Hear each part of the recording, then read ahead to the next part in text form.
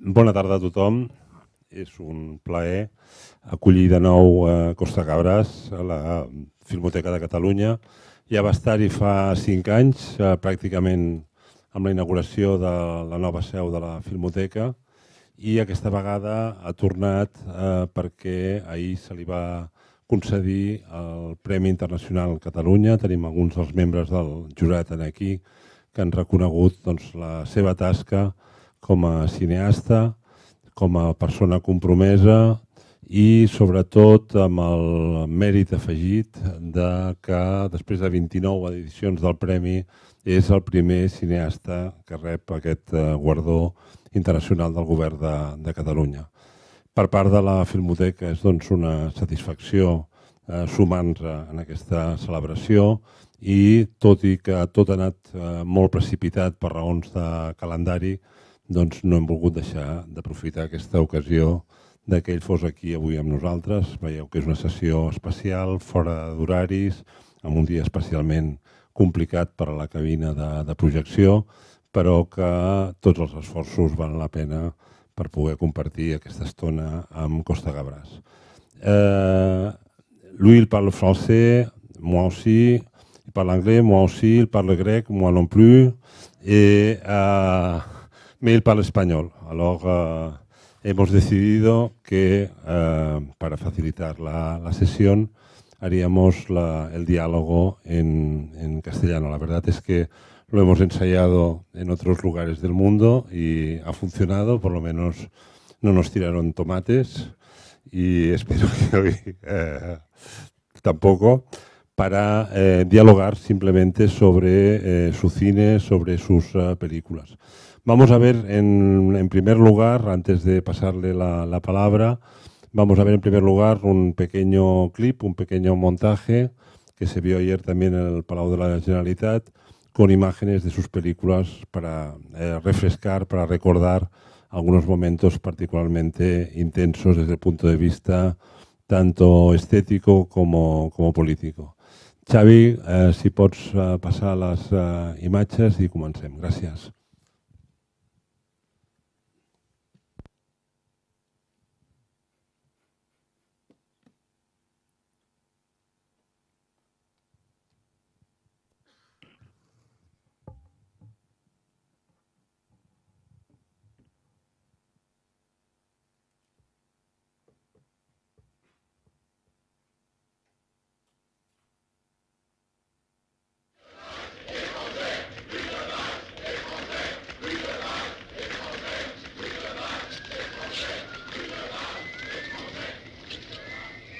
L'inspecteur de la gendarmerie.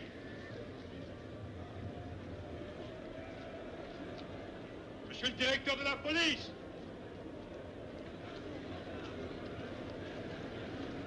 Et voilà encore, qu'est-ce que vous attendez?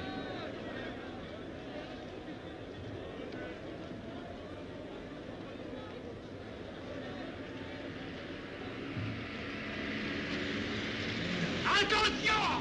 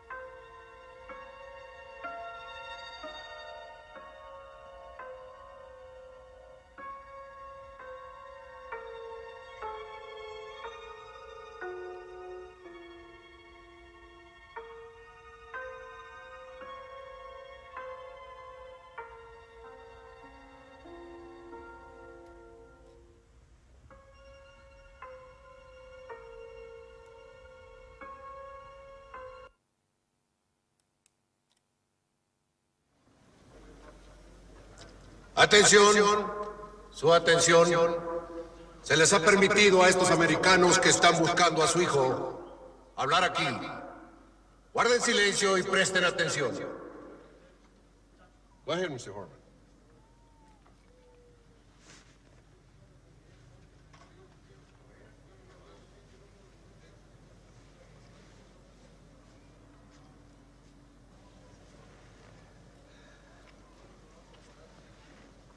I can't seem to. Yeah, you go ahead. Just start. Charlie? This is Beth.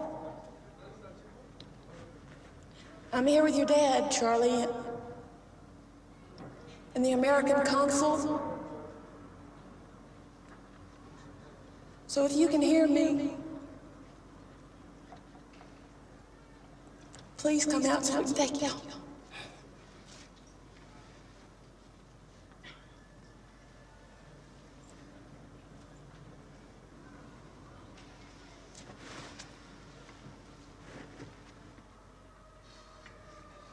Charles Horman, this is your father, Edmund. I'm here in the hope that you can hear me.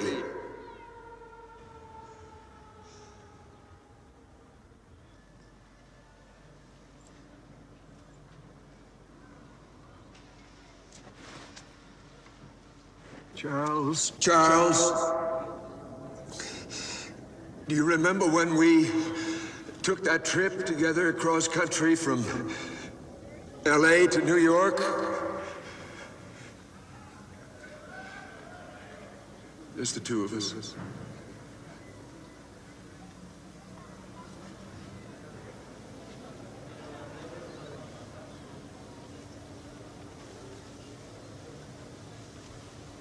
That's him.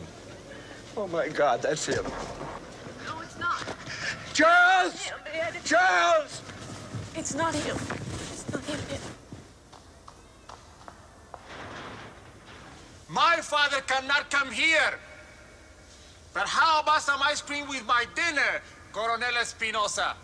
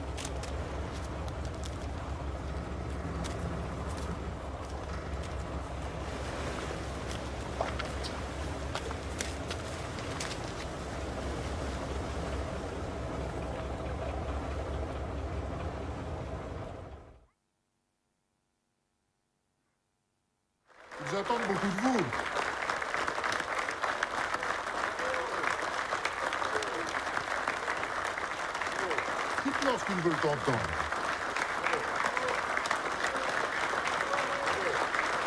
Merci.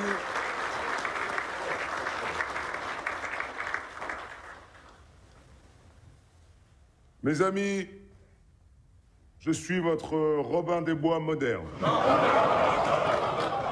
Nous allons continuer de prendre aux pauvres pour donner aux riches.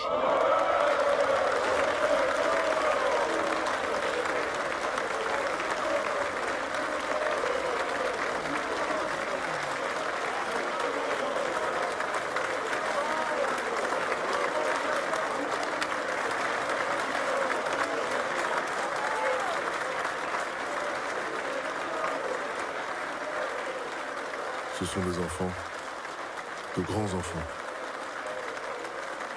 Ils s'amusent. Ils vont continuer à s'amuser, jusqu'à ce que tout pète.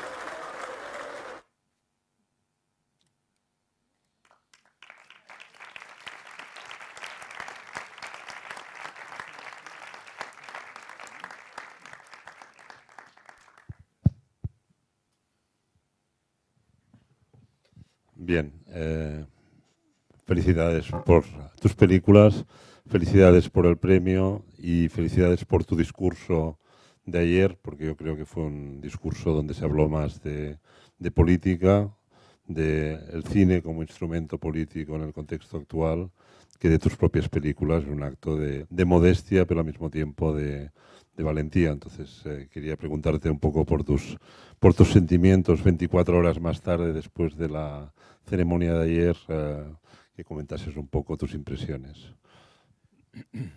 Buenas tardes. Primero de todo, esta proposición de Cataluña, de la dirección de Cataluña, era para mí una gran sorpresa y también un honor, una emoción y un honor enorme. Porque claro, dijo siempre que nosotros cineastas tenemos premios por el cinema, pero ese es un premio muy particular, un gran premio. Y cuando he visto también la lista de la gente que lo había ido prima de ayer, conozco algunos de ellos y son grandes personajes. Entonces entrar en este siglo era realmente un gran honor y emoción. Claro que había que hacer un discurso que no es una habitud de un cineasta. Los cineastas hablamos así con la gente, con los espectadores que han visto las películas, donde es mucho más fácil. Pero aquí es muy difícil. Y tú me has ayudado un poquito para algunas cosas. Que era una gran emoción, no se podía más de eso. ¿Ves? Además, la recepción de la gente era muy interesante.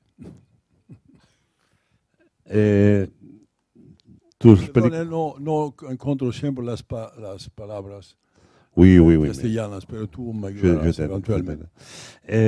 Tu cine siempre se ha vinculado a la palabra política y tus películas siempre han sido políticas. Pero yo recuerdo, y algunos de los que tenemos una cierta edad, recordamos que en la época de Z, por ejemplo, tus películas también fueron muy criticadas por la izquierda. Decían que eran películas burguesas y que eran películas de gran espectáculo.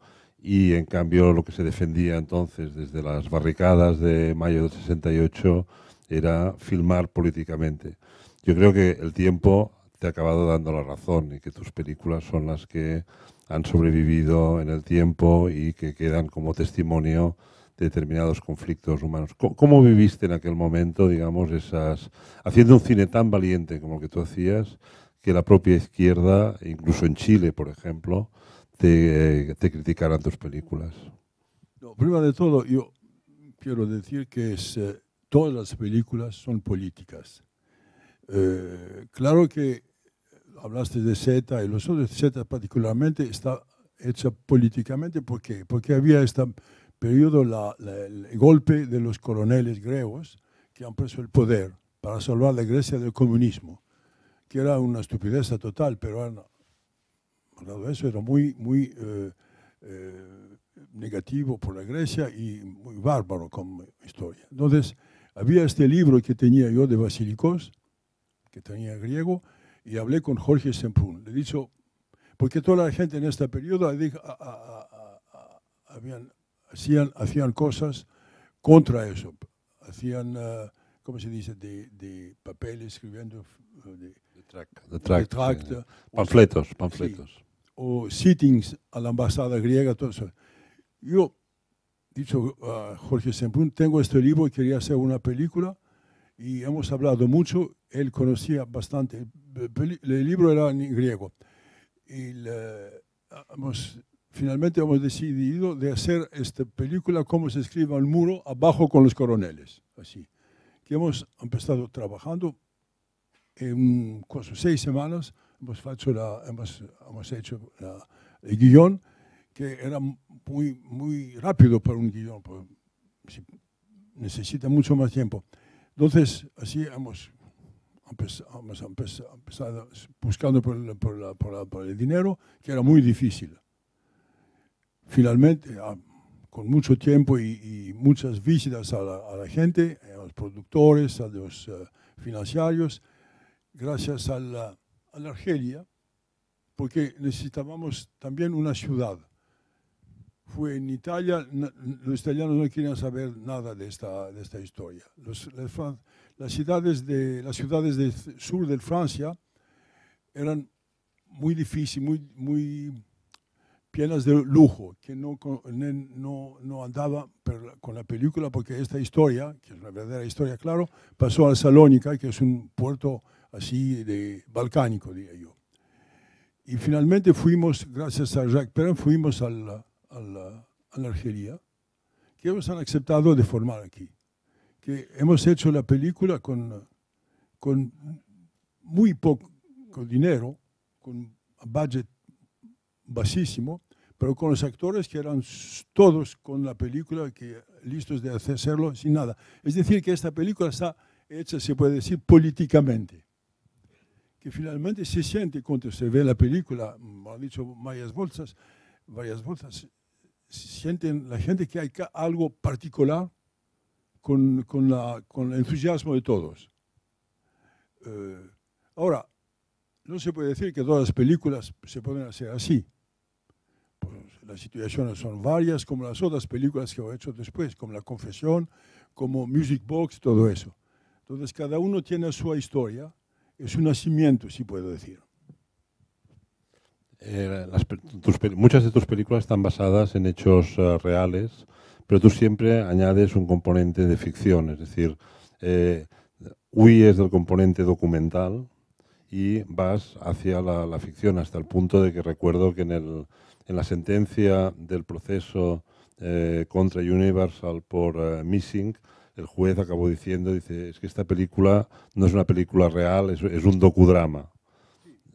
El docudrama lo caracterizó el juez, porque desde cuando la película se presentó, los personajes principales de la película, el embajador americano y el cónsul americano han dicho que han hecho un proceso, que han pedido a mí $30 millones y $30 millones a Universal.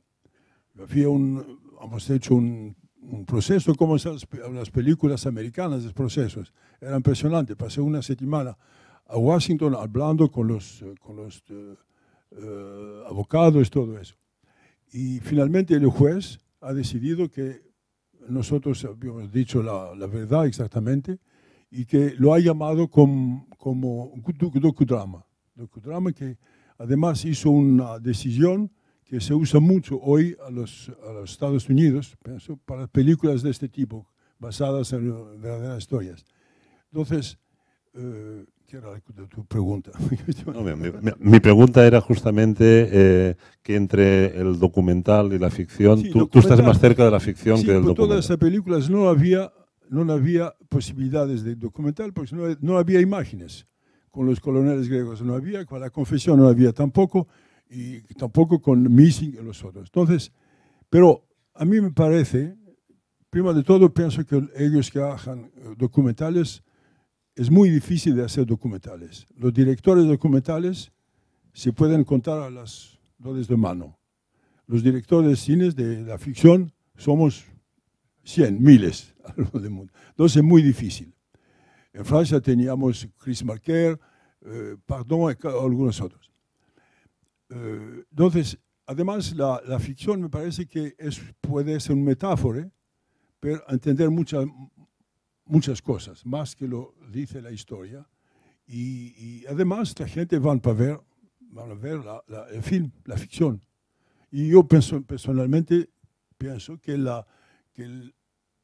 hago un espectáculo. Para mí es muy claro que cuando hago una película, hago un espectáculo. Pero ustedes, yo también, voy al cine no para escuchar, repito siempre eso, para escuchar un discurso político y anche un discurso académico.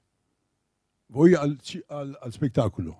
Y pienso que el espectáculo de los antiguos tiempos, el teatro, que era un espectáculo también, debe hablar de la sociedad, debe hablar de cosas que no, de la gente, de nosotros, y de nuestra sociedad, lo que está ocurriendo, la psicología y todo eso que ustedes saben. Entonces, con esto se crean sentimientos. Y con estos sentimientos, vos y nosotros, hacemos algo o no hacemos nada.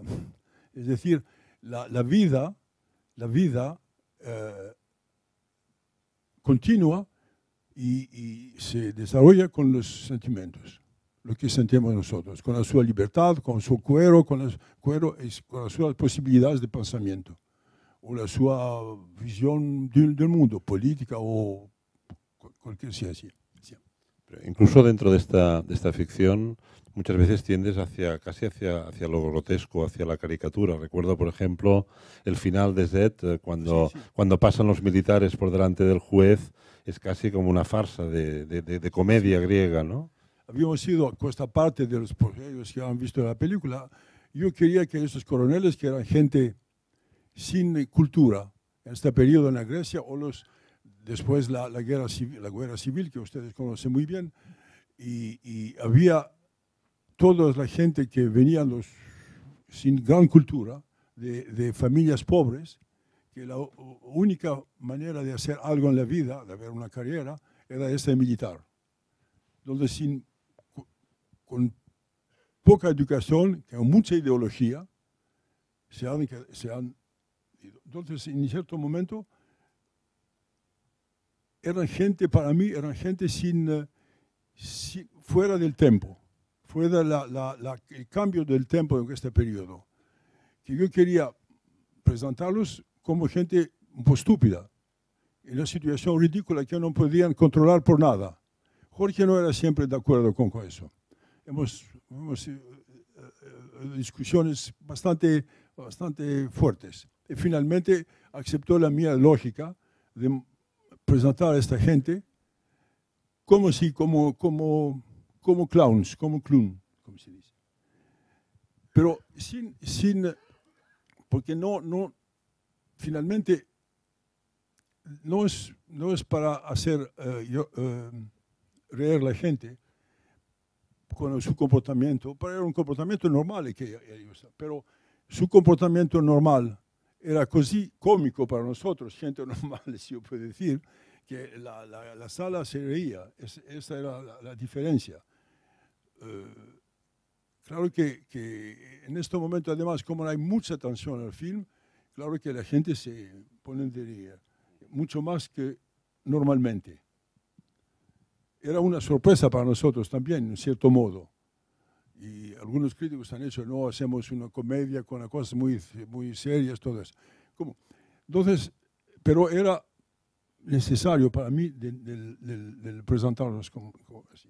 En cambio, en Missing acabamos de ver una escena y tú eliges a Jack Lemmon, que es un actor cómico, para hacer un papel profundamente trágico. Y en cambio va vestido de Jack Lemmon. Parece el personaje del apartamento que de repente haya aterrizado en el estadio de Chile, ¿no? Porque cuando yo hemos hecho una reunión con la gente de la Universal para hablar del casting, me han dicho quién para hacerle papel importante de la película. Es Jack Lemmon. Me han mirado todos así de Jack Lemmon. Hacemos una comedia. Hablé del departamento. Hablé de Save the Tiger. Otra película muy trágica de Ellos no querían. Ellos querían un star così, que muy fuerte, que aparecía. Querían alguien, había otros, pero alguien también con Gene Hackman. Nunca he dicho Gene Hackman. Esta tiene una escena donde habla con el embajador de los Estados Unidos o México. Siente muy bien que el embajador le dice mentiras. Dijo, si yo, director, tengo Gene Hackman va a tomar así el embajador, lo boxeará. Y dice, Jack Lemmon es un pequeño burgués de New York, un hombre de businessman, y escucha, acepta todo lo que dice la autoridad nacional. Además, él, el padre del desaparecido, era pro-Nixon en este periodo. No creía a su país completamente. Claro, después esta aventura cambió completamente. Sí. Y entonces Gene Hackman era imposible. Finalmente han aceptado, porque yo he dicho, no veo. Había Paul Newman, eventualmente, pero Paul Newman era ocupado por 1 año y medio, todo así, yo no quería esperar. Y así lo han aceptado finalmente, pero no creyendo por nada. Y al final eran muy felices porque han hecho un trabajo, era un actor extraordinario y un compañero de laboro único. Tú has trabajado con otras estrellas, con Dustin Hoffman, con Jessica Lange. ¿Te ha sido fácil atraerlos hacia tus películas? Porque creo que no son películas habituales en su filmografía. ¿Ellos entendieron bien tu proposición? ¿Sintonizaron bien durante el rodaje de las películas? Hoffman, Travolta, Jessica Lange. Sí, yo tengo un principio con los actores, hablar con ellos de toda la verdad. Decir antes de la película, cómo veo la película, cómo veo la historia de sus personajes, y lo meto muy claro. Y cuando veo sus reacciones, lo que dicen, aquí empieza la posibilidad de hacer la película con ellos o no. Y de este momento, y además, la situación es muy clara. Y además, pienso que los actores más son grandes, más deben sentir confianza, se dice confianza, ¿verdad?, al director. ¿Por qué es un director por un actor? Un director por un actor es un espejo, que si el actor no se ve en el espejo muy bien, se siente muy mal. Que es verse muy bien, sentir un director que sabe lo que quiera. Que sea bueno o no, pero es así, no es distinto. Si se siente con deudas, con preguntas, dudas o preguntas así, es muy mal. Lo entendí muy al principio de director, cuando hablé con Yves Montand, por ejemplo, era muy claro con Yves Montand. Entonces, de este momento y adelante, todas las cosas pasan normalmente, no había problema con ninguno. Lo más difícil de todos que trabajé fue Dustin Hoffman. Dustin venía cada mañana con su lista de preguntas. ¿Por qué hago así? ¿Por qué tengo esta cuestión? ¿Por qué hago así? Había que contestarle. Algunas veces no sabía por qué. Entonces, había que haber una razón. Y finalmente, el problema era, lo dijo siempre, era el lunes por la mañana, porque durante el weekend, Luis había una lista así. Pero las relaciones han quedado muy buenas. Nos hemos visto la última, fui a Cannes con una película que era un momento muy emocionoso. Tú me dijiste en una ocasión que cuando ibas a Estados Unidos siempre ibas con el billete de vuelta, que nunca fuiste para quedarte. ¿Por qué tu interés en rodar en Estados Unidos? Tenía una historia que dijo siempre Estados Unidos, que René Clair fue asistente de René Clair. Es muy cerca de él. Un día me ha dicho, él hablando, ha hecho muy buenas películas durante la guerra a los Estados Unidos. Me ha dicho, ¿qué es los Estados Unidos para un joven? Tienes 27, 30 años. Tienes talento, se piden de ir a los Estados Unidos, en Hollywood. Se hace un contrato. Te dan una villa con una piscina y te despiertas la mañana, primera mañana, y te pones a la piscina, bebes un jugo de naranja y te descansas por el momento. Y te despiertes 60 años más tarde. Puede ser. No sabía esta historia. Entonces, yo desde cuando me han pedido hacer la película en los Estados Unidos, Missing, me habían pedido otras películas que yo no quería hacer.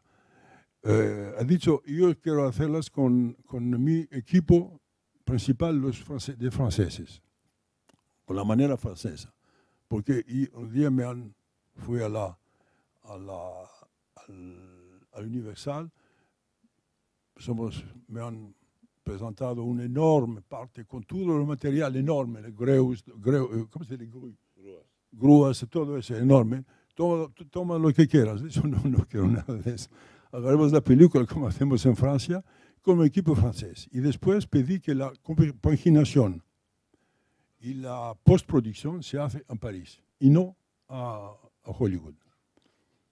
Amigos directores me habían dicho cómo pasa a Hollywood. Y lo han aceptado siempre. Y así hizo las películas. Y si no tenía eso, además había que haber la compaginación definitiva y otras cosas de contrato. Si no, no lo haría. Porque una película de Estados Unidos puede ser un gran tema y después con la intervención de los productores, de los vice presidents de compañías, todo eso, no sé qué volvería a ser el film finalmente. Tú has hecho películas políticamente muy complicadas, con temas muy sensibles. Hablabas antes del proceso de Missing. Para mí una película complicadísima fue hacer L'Aveu, La Confesión, en el año en que la hiciste, en las condiciones que la hiciste y hablando de una manera absolutamente abierta y sincera de los problemas del estalinismo. ¿Qué te supuso hacer esta película? Porque Jorge Semprún estaba claramente a tu lado, pero incluso gente como Yves Montand o Simon Signoret tuvieron grandes dudas en hacer la película, y la película también tuvo mucha controversia cuando se estrenó en Francia. No, el problema con estas películas es que basadas en las historias verdaderas, es que la historia verdadera dura por meses, años algunas veces. Y nosotros hacemos una película que dura 2 horas, 2 horas y media máximo. Y entonces hay una responsabilidad enorme. Hay que respetar la verdadera historia y los verdaderos personajes. Entonces la decisión que hemos tomado con Jorge desde el principio es de respetar la sua ética, la ética de los personajes, la ética de las situaciones. Y ir adelante con eso y no usar trucos de cine para hacer la historia mucho más dramática. Por ejemplo, cuando hemos trabajando por La Confesión, muy rápidamente yo decidí que no podía haber música, como hay siempre en la película. No música, pero no se necesitaba la música.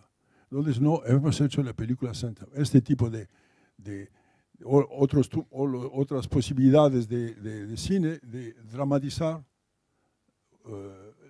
el tema. Entonces es el principio de todo. De este momento adelante hacemos lo que podemos, sin diciendo siempre que es un espectáculo, insisto en eso. ¿Qué es lo que te unía a Jorge Semprún para haber hecho por lo menos 3 películas, más varios proyectos y siempre sobre temas muy complejos y muy controvertidos? ¿Qué es lo que te unía a Jorge Semprún?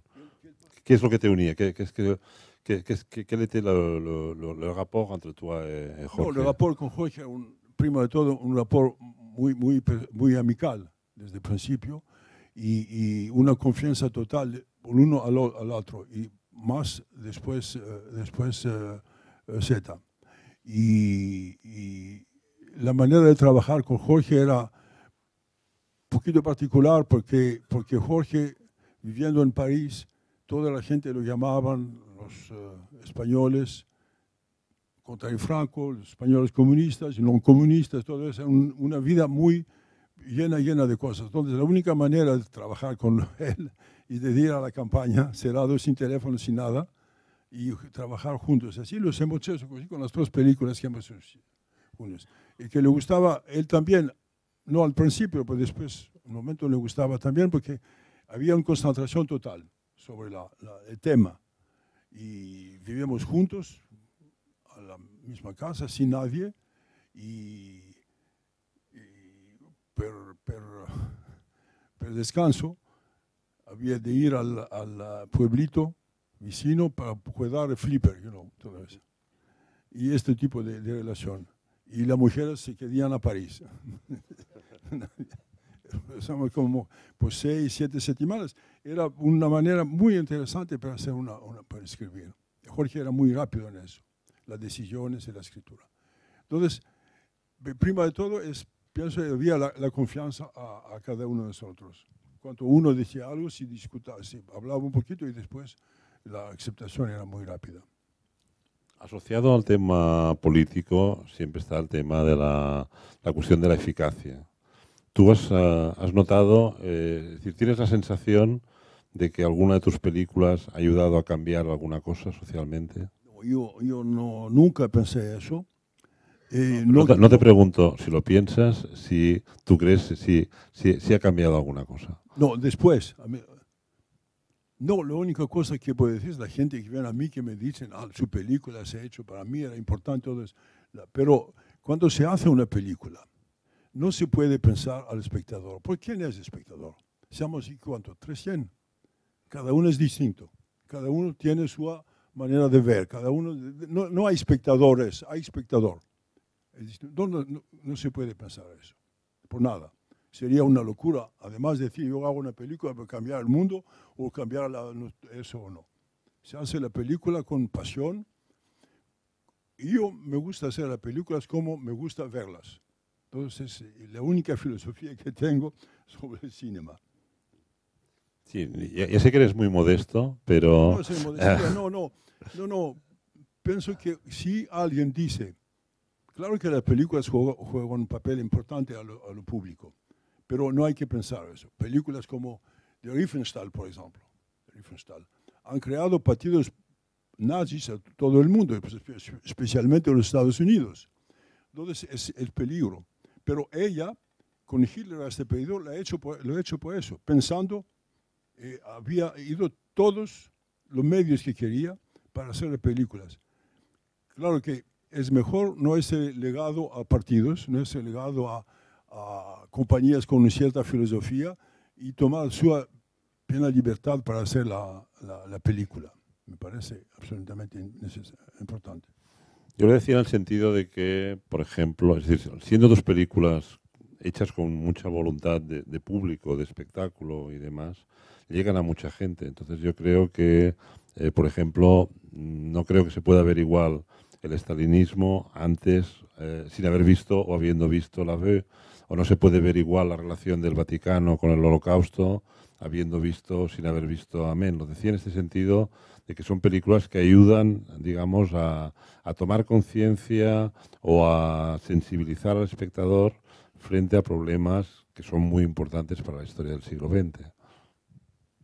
No, lo que es importante para mí es de hacer películas que me tocan profundamente a mí. Lo que pasa con el público, insisto, finalmente no quiero saberlo, porque si empiezo a hablar cómo el público va a recibir, ¿se dice recibir? Recibir. O esta película, esta escena, no se puede escribir nada, no se puede hacer nada, pues diventa una locura, es imposible. ¿Alguna vez has sentido...? No. Y claro que después hay gente, como decía, que me dicen, tu película, eso, muy bien, vamos a ver por la próxima. Por la próxima es otra aventura, con el misterio de todas las aventuras, no se sabe lo que se pasa. He hecho películas que había mucha gente, muchos espectadores, y había películas que no había espectadores. ¿Alguna vez has tenido miedo rodando alguna película? ¿Para hacer una película? ¿Rodando alguna película alguna vez has tenido miedo, sensación de peligro? Sí. Rodando en Israel, rodando Missing, rodando Terre de Siege. No, sí, no. Sí, no. No. No se sabe lo que puede pasar, pero esto tampoco no hay que pensar en eso, que va a pasar. Si no se haga nada, no se hace nada. Felicidades por ser tan valiente en cualquier caso. Se paga después. Bien, vale. Ahora has contestado. Te quería preguntar por tus últimas películas. ¿Es consciente, es voluntario que después de Amén tú dejas la historia y solamente ruedas películas de temas sociales contemporáneos? Récupéré, Eden Après, Le Capital. Sí, son los temas que me tocan profundamente. Por ejemplo, se habla de Capital. ¿Qué es el Capital? Es de muchos años ahora, pero los últimos 10, 15 años, el problema del dinero se siente que es una religión finalmente, que toda la Europa, en la Unión Europea, no se habla de otra cosa que de capital, que de dinero, que de deudas, que todo este problema. Entonces no se habla de cultura, no se habla de pedagogía, no se habla tampoco de película, de política. Se habla de los bancos. Y finalmente vemos que los banqueros y las grandes empresas financieras tienen mucho más poder que nosotros, que los políticos. Porque los políticos dependen de ellos. Es decir, Goldman Sachs haga lo que quiera. No puede cambiar una ley porque Goldman Sachs dice no es buena para mí. Cuando hiciste Le Après, ¿te imaginabas que el problema de la emigración sería todavía más importante como lo es en estos momentos que cuando hiciste la película? No era así importante, pero sí sentía venir. ¿Cómo sentía venir el problema de la gente, de los inmigrantes? No había tantos inmigrantes. Como ven ustedes, en este periodo no había inmigrantes negros, había solo inmigrantes que venían de los países de Oriente. Por eso que no tienen sus papeles, sus pasaportes, porque no quieren ¿cuántos son? ¿Cómo se dice? Cuando son detenidos. Cuando son detenidos, de volveros de fuerza. Entonces, no querían eso. Ahora cambió completamente la situación, pero se veía muy bien que había este movimiento enorme, que no es un movimiento nuevo, es un movimiento de la humanidad desde el principio de su existencia. La gente quiere haber una situación mejor. Ir a algunas partes, ustedes fueron a América. Y los griegos partan, y los italianos, todos. Entonces, eso continuará. La África es una población enorme que viven malísimo, la mayoría. Entonces, ¿qué hacen? Quieren venir a Europa, porque la visión de Europa es un paraíso. Que hay que encontrar donde la película se ha hecho con esta idea, que está arriba en Europa y después ve que no es realmente un paraíso, pero es mucho mejor que su país no se sabe lo que es. Nos hemos hecho con la persona que ha hecho el guión, hemos decidido que es un país que no se conoce. El nombre, ¿cómo se llama? Elías. Elías es un nombre cristiano, es un nombre judío, es un nombre musulmano. Elías viene de Helios, en griego es el sol. Entonces, y además habla una lengua que hemos creado finalmente en cierto modo. Es decir, que son gente como nosotros. Pero también hay algo de ti en el protagonista de la película. También hay una parte de autobiografía. Sí, claro que fue un inmigrante porque fue en Francia, pero las condiciones eran completamente distintas. Llegué en Francia para estudiar, me han recibido muy bien. En este periodo había muy grandes facilidades para los estudiantes, hay siempre, no los mismos, pero distintos.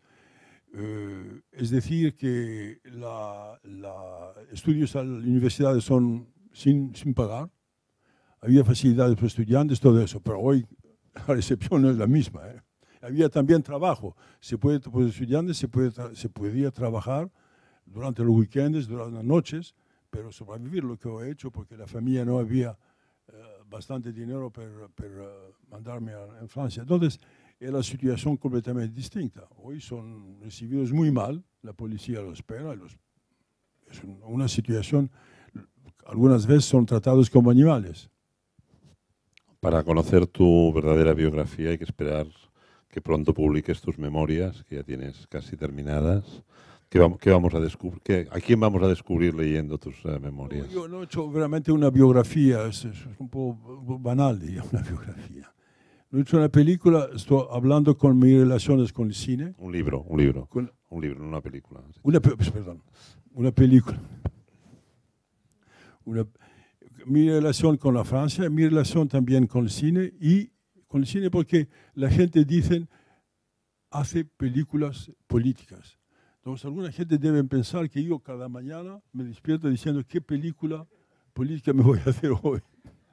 No, las películas nacen, son pasiones.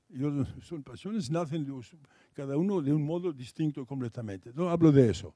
Y además hablo también con la Francia, que para mí la Francia era realmente con lo que se llama una patria, porque yo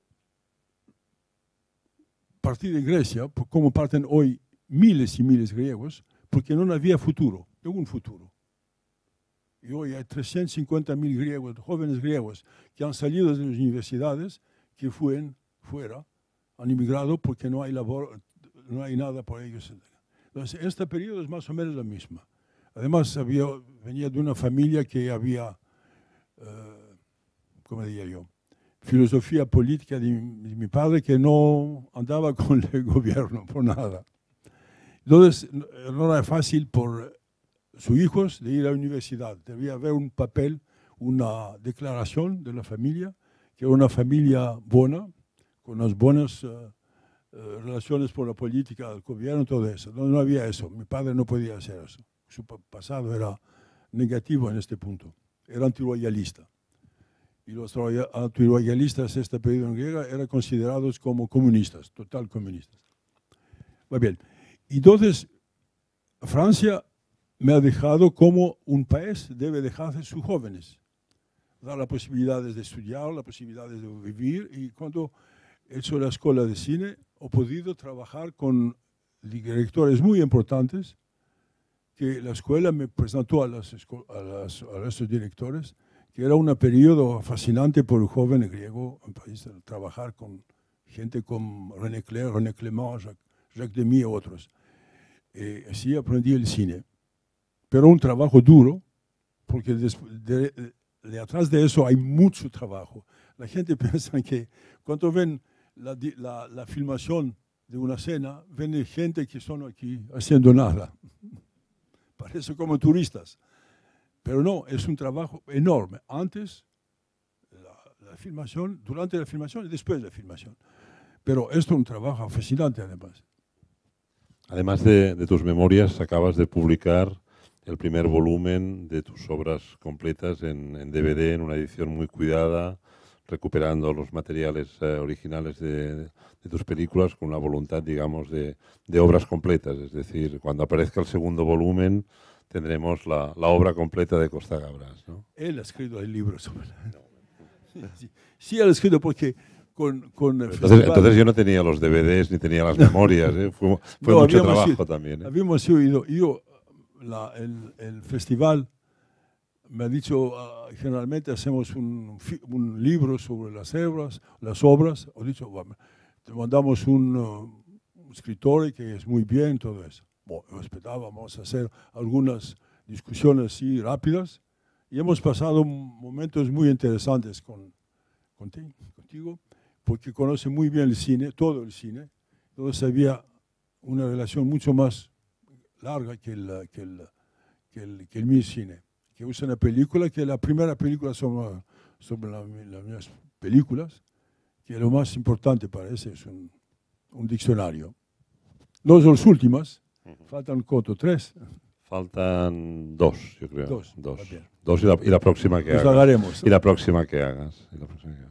No, debo ahora confesar públicamente que cuando escribí el libro pasé después de trabajar previamente, pasé una semana con él estupenda, trabajando, grabando las entrevistas y demás, pero que como que él no tenía bastante con el libro, entonces tenía un dispositivo montado en su oficina, que es que tenía al guionista de su película, que en aquel momento era Le Couperet, en una habitación, y al escribano de su libro, que era yo, en otra habitación. Y entonces él trabajaba un rato en el guión y cuando se aburría con el guionista venía con el biógrafo. Y cuando se aburría con el biógrafo volvía con el guionista. Comíamos en un restaurante vietnamita, me acuerdo, y por la tarde seguíamos trabajando. Por lo tanto, el mérito y el trabajo está aquí. El último tema, antes de abrir la palabra al público, te quería hablar de tu otra faceta por la cual también compartimos cosas, que es como presidente de la Cinémathèque Française. Lo has sido durante 2 periodos, durante mucho tiempo, en momentos complicados para la preservación del cine. ¿Cómo ves, digamos, la cuestión de la conservación del patrimonio cinematográfico? A mí me parece esencial el patrimonio cinematográfico, diría yo, audiovisual más largo, porque presenta el nuestro tiempo.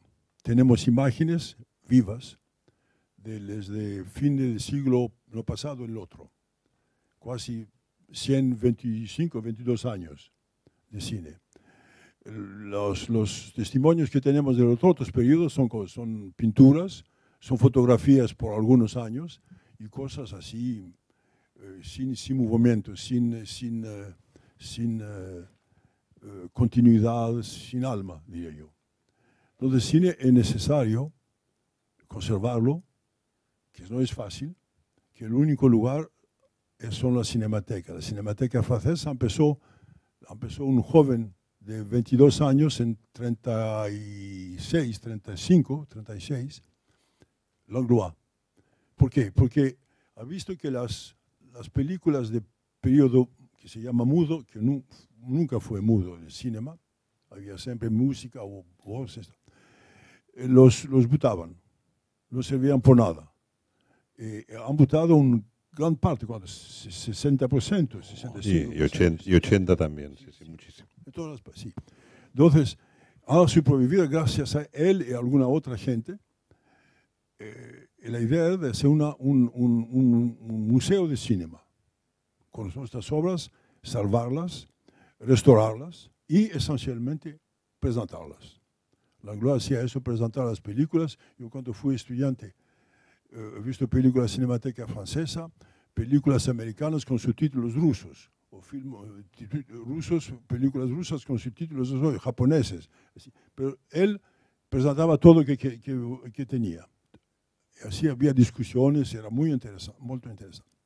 Y así es el rol de las cinematecas.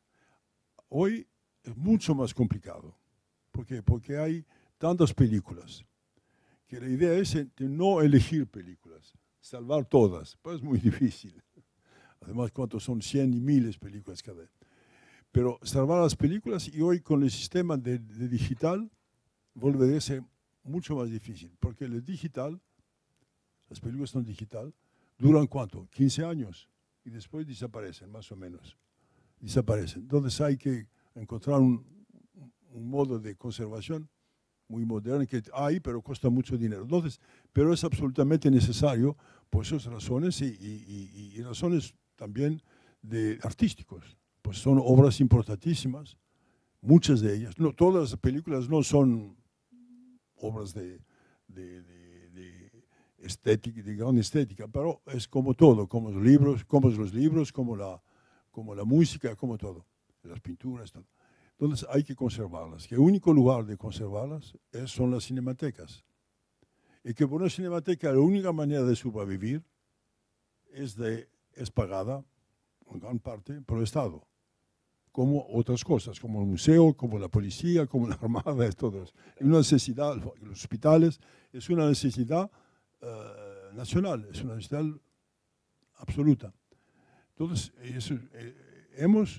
gracias a Langlois, gracias a otros que han seguido, era posible en Francia de ver una cinemateca muy importante, muy rica, y gracias al Estado, las relaciones con el Estado, de haber lo necesario dinero para continuar. Ayer en tu discurso hablabas también de la educación del cine y del futuro del cine, es decir, que de la misma manera que estamos hablando del pasado y del patrimonio, estamos hablando que el futuro está en la educación de las nuevas generaciones. ¿Cómo ves este futuro del cine? Porque lo hemos enterrado unas cuantas veces el cine, pero a pesar de todo sigue viviendo, ¿no? Sí, sí. El futuro es difícil, va a ser muy difícil, porque el cine fue por un gran su periodo un mito. Lo más con edad con yo, ¿se acuerdan del periodo de los 50, de los 60? Sí, la gente iba al cinema cuando querían. El cine, se hablaba muchísimo de cine, de los cineastas, de los actores. Este mito de cinema me parece que se acabó, ha cambiado. Y el cine va a ser demitificado. Paralelamente, no hay más espectadores que nunca el cine había. No solamente a la pantalla, a la sala, como sí, pero a la televisión. Millones de espectadores. Entonces, es un rol esencial en la sociedad. Pero, ¿qué es peligro hoy? El peligro es que las grandes compañías, especialmente americanas, con las facilidades que da la digital, pueden controlar todo. Han comprado miles de films que existen, han hecho un motor, como se dice, un motor, y pueden presentar estos films a las casas de ustedes si quieren ver un abono. Un abono, a ver películas donde ustedes tienen a su casa con un abono de 10, 15 dólares, no sé cuántos euros, 2.000 films, que uno hace con 2.000 films. Son aquí. Pero el problema es que de este modo dirigen casi la producción del audiovisual, los cines audiovisuales, y eligen las películas que se deben hacer mucho más, cada día más. Que los cinemas nacionales pueden morir completamente, poco a poco. Y ese es el gran peligro que los cineastas europeos lo conocemos muy bien y trabajamos contra eso, que claro que hay que convencer, claro que los políticos. Y los políticos, el cine nacional, no saben qué es, no quieren.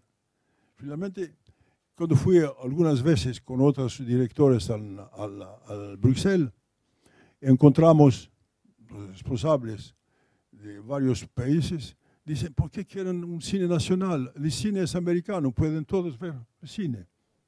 La gente gusta el cine. Así, las únicas imágenes con cuales podemos vivir es con las imágenes americanas, que no tenemos imágenes nacionales para ver cómo viven el país, cada país. Ustedes tienen directores mayores que sus películas han hecho el giro del mundo, que es importantísimo de haber un cine nacional. Pero los políticos nacionales no son seguros de eso, que no ayudan al cine. Yo puedo decir que los políticos franceses, desde De Gaulle, han decidido que la Francia debe haber un cine nacional. Y todos los gobiernos de este momento hasta hoy siguen esta política y ayuda al cine. No solo con dinero, con varias maneras de usarlo. Una que es muy espectacular para mí, los directores, los cineastas han pedido un día, el sábado por la noche, cuando hay una película americana de gran suceso, toda la gente va aquí. Hay que prohibir que hay películas el sábado anoche a las cenas nacionales. El gobierno lo ha aceptado. No hay publicidad de los films a la televisión. ¿Por qué? Porque las grandes compañías tienen mucho dinero que pueden hacer grande publicidad. Las pequeñas compañías no tienen dinero, no hagan publicidad. Es un avantaje por los grandes. Así, ese tipo de reglas son aceptadas por los gobiernos franceses para ayudar al cine. Hay otras, hay muchísimas en este tipo. Ayudar al primer film, ayudar a los laboratorios, por ejemplo, ayudar, sí. Y así tenemos, la gente va siempre al cine y tenemos también una producción bastante importante en Francia. Es decir, repito eso, a mí me parecen dos cosas, que hay que cada país tiene su cine nacional como tiene sus museos nacionales o escuelas nacionales. Y además hay que enseñar el cine a la escuela. ¿Por qué? Porque vivimos en el mundo, lo he hecho ayer, vivimos en el mundo donde todo pasa por sus imágenes. Jorge Semprún me decía un día, si continúa así, un día las letras desaparecen y todo va a ser con imágenes. Hay imágenes a la calle, hay imágenes a la televisión, hay imágenes a los periódicos, para tus imágenes. Todas las imágenes. Y así no habrá más literatura, no habrá más escritura, nada. Claro que es una exageración, pero en cierto modo nos llegamos aquí. Entonces hay que enseñar el audiovisual, el cine, fotografía a las escuelas, porque la gente, los jóvenes y la gente, nosotros, entendemos lo que quieren decir estas fotografías, estos cine, estos filmes. Y elegir, aprender a elegir, porque hoy no elegimos más. Somos adelante de la televisión, boom, boom, boom, pasamos por una televisión a la otra, esperamos de ver algo que interesante, un actor muy importante, y así paramos para ver lo que dice. Y por eso la única manera, me parece, en Francia se empezó un poquito, no bastante a mi juicio, pero empezó la educación, el enseñamiento a la escuela del audiovisual de una manera general. Debo decir desde fuera que Francia es un modelo, es un ejemplo y es un motivo de envidia para países como el nuestro y una referencia. Y que no solamente es gracias a la política francesa del cine y del audiovisual, sino también a cineastas como Costa Gabras. Déjame decirte. Puede decir que la Francia es una referencia más que, pero que cada uno debe hacer su modelo. Que no se puede tomar de modelo uno ponerlo en España o ponerlo en Cataluña, no sé qué. No, hay que crear su modelo.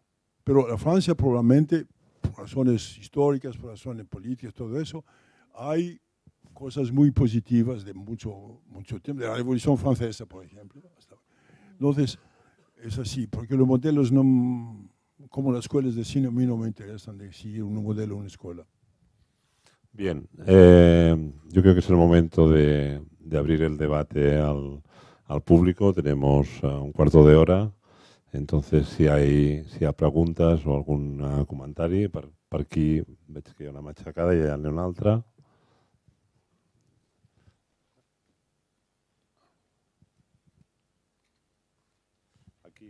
Aquí la primera, la segona allà i la tercera aquí. Un moment, que si no em perdo després. Moltes gràcies per la generositat, por su generosidad a la hora de establecer este diálogo. Muchas gracias. Yo tenía dos preguntas. Una, ¿qué opina del director griego latino, el director de Canino y Langosta? ¿Su opinión sobre él? Y la segunda pregunta, usted ahora hablaba mucho de televisión, pero mis hijos no ven la televisión, ven las series en el ordenador. ¿Qué considera usted de las series? Si son cine, si no son cine, ¿qué va a pasar? Gracias. No, el director griego es un gran director. Es un grandísimo director que viene de una sociedad con grandes dificultades, que afortunadamente no ha podido hacer las películas en Grecia, las hizo, pero de todas maneras es un gran director. Para el futuro griego, para el futuro generalmente del cine es importante. Hay pocos directores que han recibido un premio un año, un otro premio de otro año, que se puede decir que los premios no es todo, pero finalmente es un signo importante. Ahora, por la televisión. Yo no pienso que hay que cerrar la televisión por siempre. Hay que elegir. No somos gente. Cuando vamos a una librería, elegimos un libro que nos interesa. No todos los libros nos cuadran. Hay que elegir, hay que aprender a elegir a los niños también, a los jóvenes. Así, porque hay cosas importantes en la televisión. Además hay cadenas de televisión importantes, importantísimas. Tenemos una, por ejemplo, Canal Plus en Francia, ustedes lo tienen siempre. No sé si los TESO, sí. En Francia han cambiado su política completamente, que se ven cosas interesantísimas. Hay otras cadenas que son todo. Bueno, el problema por los hombres es que las mujeres también hay que elegir. No veo, pero cerrar completamente es una interdicción, que generalmente no me gustan las interdicciones. Ahora, las series. ¿Qué pasó con las series? Había siempre series en la televisión, pero series fáciles. Las series de tribunales americanos, que hemos conocido todos en cierto periodo. Pero los que dirigen las televisiones, entendido americanas, que había que cambiar eso. Entonces, ¿qué han hecho? Han tomado guionistas del cine, han tomado directores importantes y han dado dinero a todos esos para hacer espectáculos importantes. Mucha libertad, mucho más libertad que prima. Y así hay estas series y algunas son muy interesantes. Pero claro que ahora entro en los detalles críticas, porque si mira una escena que es apasionante, yo también algunas veces quedo 3 horas para ver una escena. Pero se ve también que es un sistema, son sistemáticas. Sabe cómo empieza, cómo continúa, cómo se termina. No todas, porque hay gente que tiene mucho talento que cambia todo eso, porque generalmente es este tipo. Hay un tipo de espectáculo, pero es interesante. Pero hay otras cosas también que ver, particularmente películas, que hay que ver películas que les dicen, ¿cómo se dice? De vanguardia, o películas difíciles, se dice algunas veces difíciles. No sé por qué dice difíciles, nada es difícil. Que no se puede decir a su amiga, vamos a ver una película difícil, no se dice eso. Trovar una otra operación. Pero hay que elegir, hay muchas cosas interesantes. Claro, es un trabajo de elección, ¿eh? Hay que ver, leer, buscar. Mi pregunta es sobre la representación de los regímenes autoritarios en el cine y si hay una forma de representación mejor. Ha comentado que para Z, por ejemplo, eligió el estilo grotesco de los coroneles porque era la suma de la estupidez con ideología. Y me ha recordado al concepto de la banalidad del mal de Hannah Arendt. Ella también fue muy criticada, como usted ha sido criticado por algunas personas, por ejemplo, víctimas que prefieren una dramatización más monstruosa de esos regímenes autoritarios. Hannah Arendt también lo tuvo, ¿no? Víctimas de los nazis le criticaron mucho ese concepto de la banalidad del mal. Y sin embargo me parece que es muy cercano a esta idea de que la estupidez con ideología es muy peligrosa y no hay otra forma de representarla que grotescamente. No sé, quería saber su comentario sobre esto. No, es grotesco que finalmente, si uno tiene las películas de Charlie Chaplin, que para mí es uno de los mejores de todo, que habló de todo, de nuestra sociedad completamente, si uno, son grotescas sus películas, no es verdad, no nada que ver con la verdad, pero son cosas que profundamente nos tocan. No sé. Ahora no sé si eso es su pregunta, pero si uno tiene las escenas de los coroneles, cada una,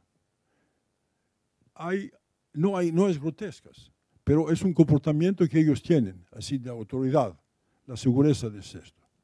Y además hagan todos la misma cosa cuando quieren salir de una puerta, porque tiene esta cultura de obedecer, de seguir el mismo camino, se dice, ¿cómo se puede? Eso.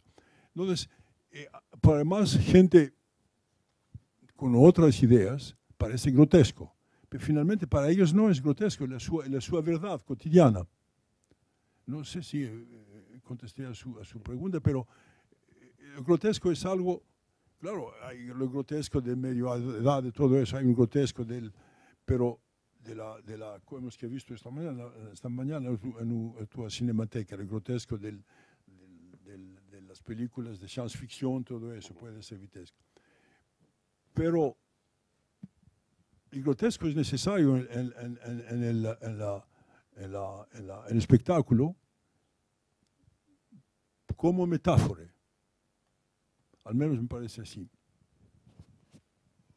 Otra pregunta aquí y después hay otra ya para terminar. Había pedido aquí. Jo també havia aixecat la mà. Vale, vale. Però no t'havia vist. Perdona.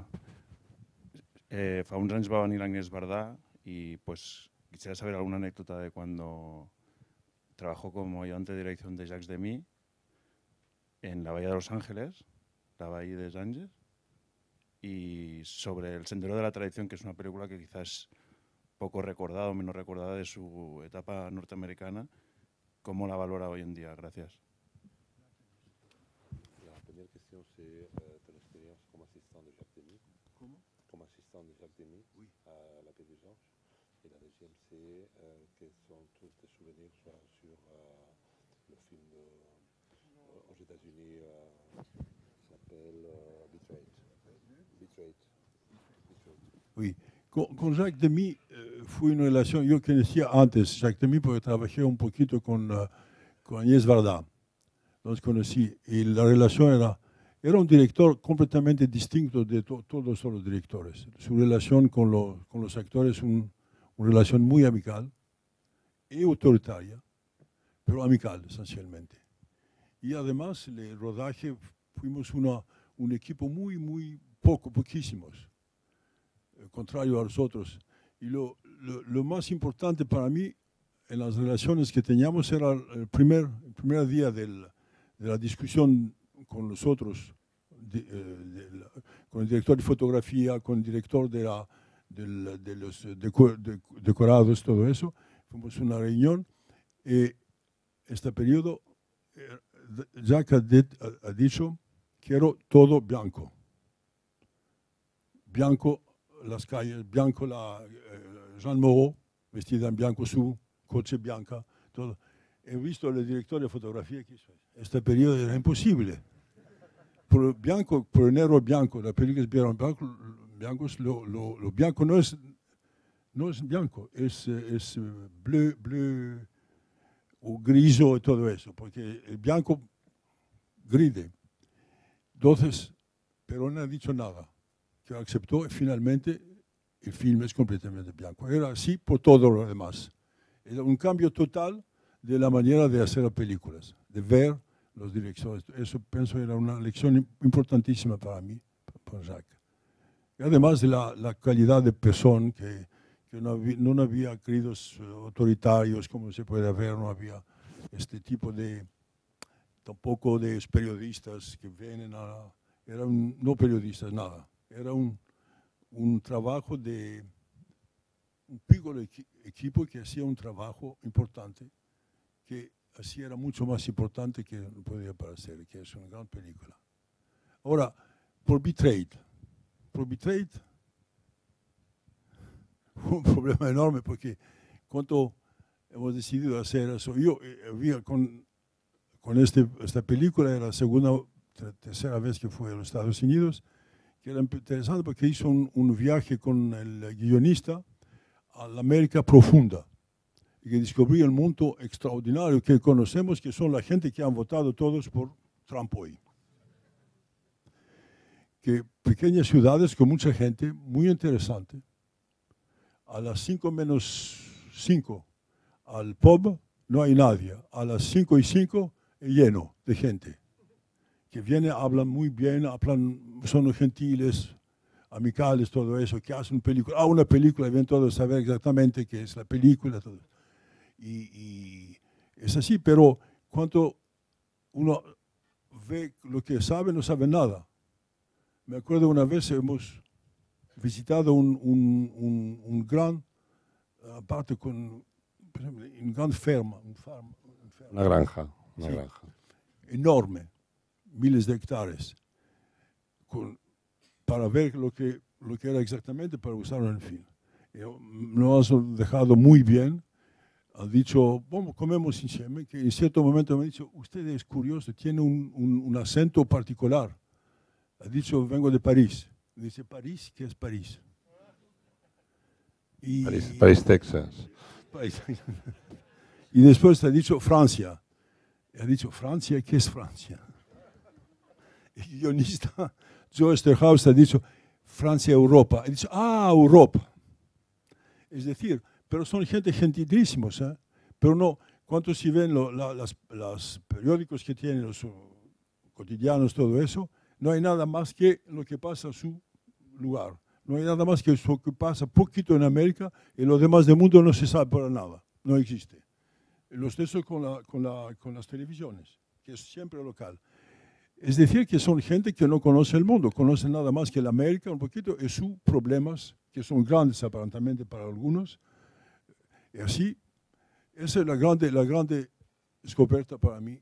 Y después, he visto que lo que dice sobre los Ku Klux Klan, el racismo, lo describí por un cierto momento, la compañía, la Columbia, había preparado un rendezvous con los BFI, con FBI a Chicago.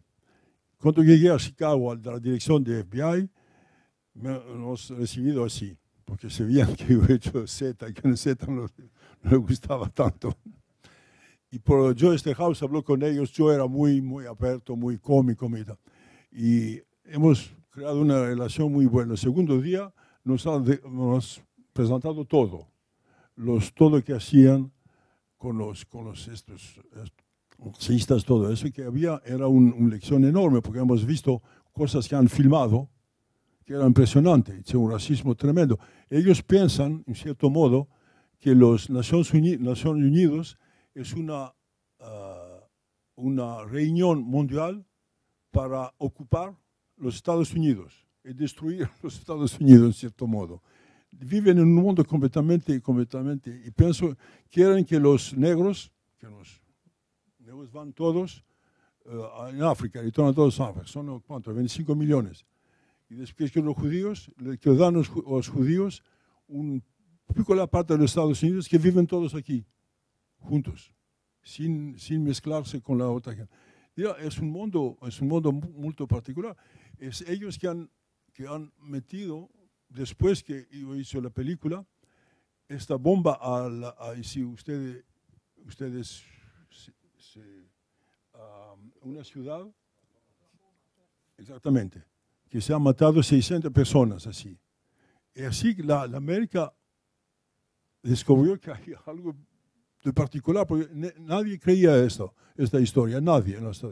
Me has dicho también alguna gente, cuando han visto por la primera vez la película, dice, ¿dónde este francés ha visto esta cosa en los Unidos? No se existe.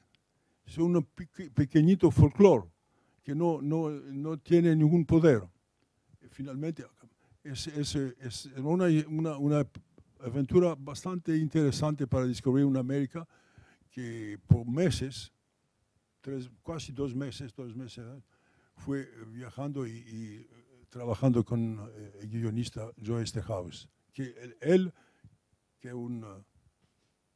además que él es de origen hongarese, conocía muy bien porque fue periodista a Rolling Stones. Pero lo más curioso de todo es que después con él hemos hecho Music Box, que cuando el film se acabó y algunos meses después ha escrito un libro, y ha escrito que el modelo del film fue su padre. Su padre, que era un criminal de guerra que fue en los Estados Unidos. no me lo había dicho, me lo había dejado entender durante el trabajo, pero lo he escrito en su libro, que era un golpe enorme de saber que finalmente sabía lo que hemos hablado en la película. Hay una pregunta aquí y otra ya para terminar.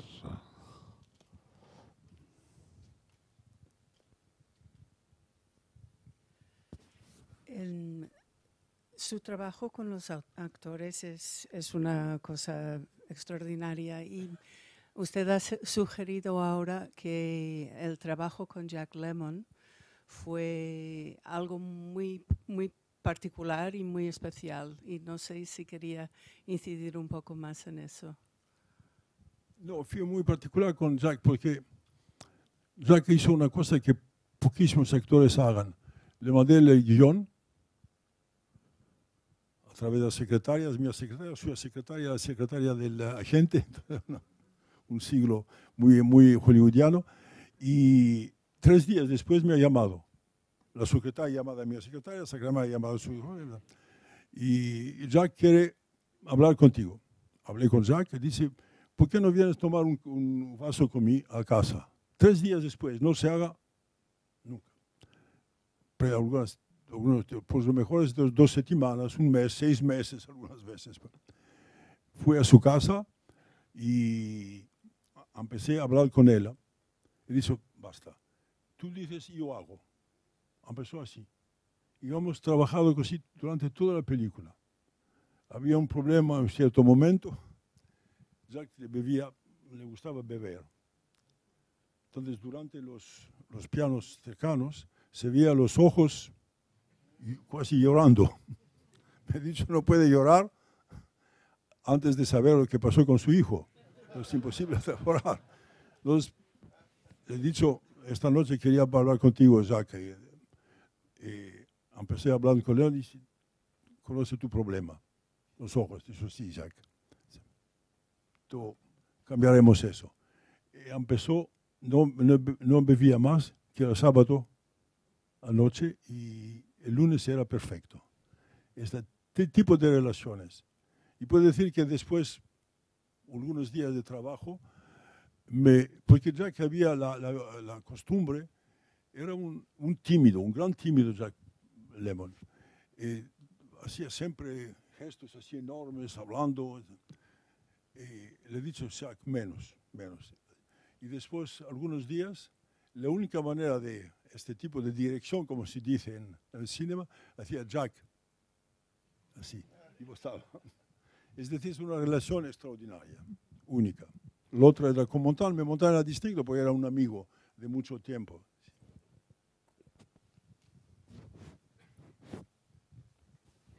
Bueno, gracias por sus películas y gracias por su compromiso también. Eso sí que es un premio para nosotros.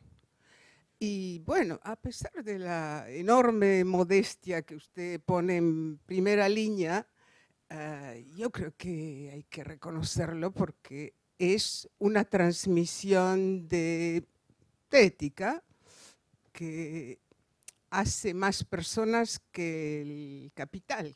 O sea, que nuestro capital espiritual lo debemos a personas como usted.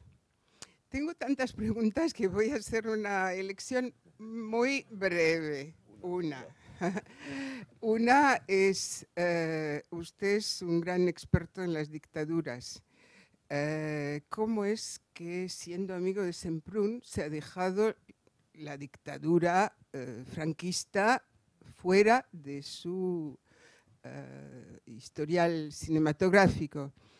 Y la otra cuestión tiene que ver con la ética, porque, bueno, está lo grotesco en Z, pero está la tortura en Aveux, y me gustaría que dijera algo sobre eso, porque la ética de ver la tortura no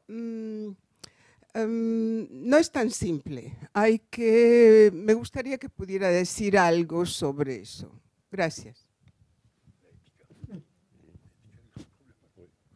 No, con Semprún hemos querido siempre de hacer una película sobre España. Y lo quería. Y de cierto momento me ha dicho, ¿por qué tú no haces una película sobre esta historia de ETA?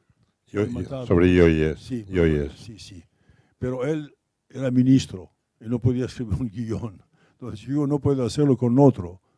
Y que vamos aquí. Y después, Missing también. Missing ha empezado trabajando, de trabajar juntos con Jorge, porque no pasó, porque le han pedido de ser ministro.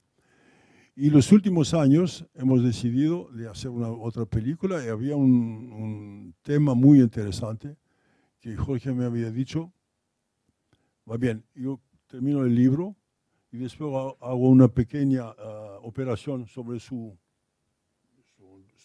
¿cómo se dice? Espalda, sí. Y después empezamos a trabajar. Y fui al hospital y al hospital han descubierto que había una cosa, la tumor, que es un tema muchísimo interesante porque era un tema que nos interesaba a todos los dos, que era sobre los films que habíamos hecho con temas como historias reales, verdaderas, y España. Pero sería muy largo de explicar todo eso, que afortunadamente no hemos hecho, porque sería una cosa que yo quería hacer, él también. La ética, la tortura. No, la ética es una palabra. Ética es muy cerca de la estética, son palabras griegas, ética, estética. Y a mí me gusta mucho más que la moral. Porque hay la morales, hay la moral religiosa, hay la moral, no sé, sexual, hay la moral, todo eso, que la ética es una cosa que es arriba de todo. Es lo que, ¿cómo se puede? Es difícil, ¿eh? Muy difícil. Es el que es bien, y no es mal. Es una simplificación tremenda, pero es así. Bien, lamentablemente tenemos que cumplir el horario. Muchas gracias, Costa, por tu visita de nuevo a la Filmoteca. Espero que no sea la última. Ya sabes que es tu casa. Espero que la próxima vez sea quizás sin premio, pero con película. Con película. Y ya ves que el público también te espera y te quiere. Y ha sido un placer conversar contigo esta tarde. Por lo tanto, muchísimas gracias. Gracias a todos vosotras. Gracias. Muchas gracias.